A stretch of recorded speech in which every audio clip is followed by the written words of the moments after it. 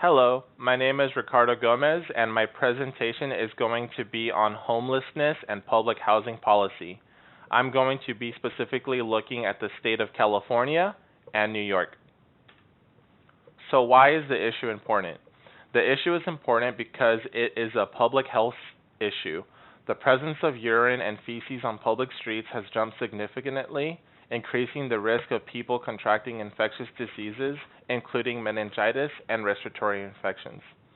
This is due to the transient population becoming dependent on public resources. Public resources include public toilets.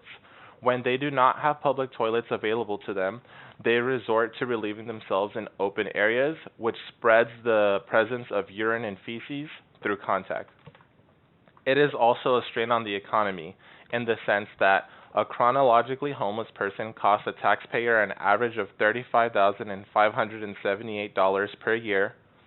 Costs on average can be reduced by 49.5% when they are placed in supportive housing.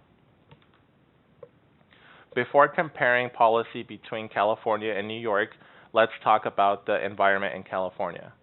So California is the number one ranked most populated state, coming in with a population of approximately 40 million people.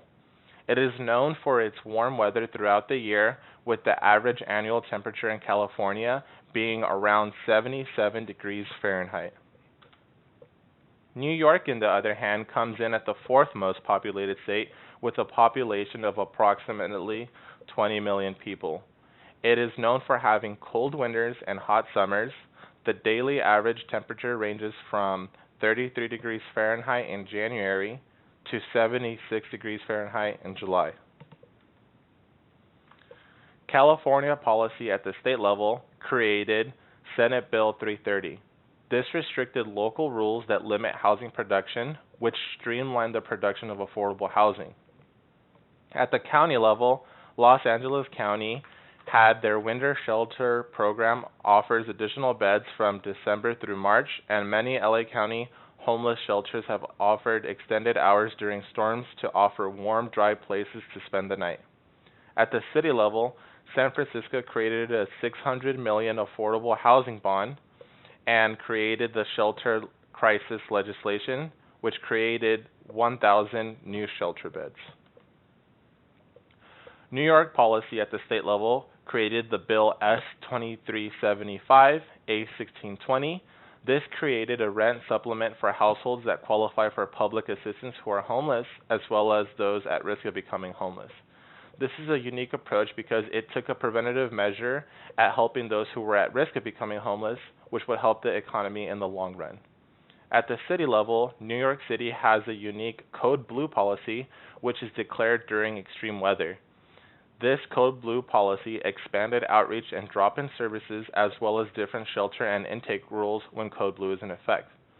This is unique because it allowed all homeless people during this time to be accepted into the shelter, and the citizens of New York were encouraged to call 311 when they saw homeless people living in the street. New York City also created the legislation Intro 1211-A. This was a city finance construction projects with 41 or more apartments must set aside at least 15% of them for households experiencing homelessness. Some limitations of this project are the population size, because population size also increases the risk of homelessness. Weather, because it is unknown that if California experienced the same weather as New York, it is unknown if they would also implement a Code Blue policy.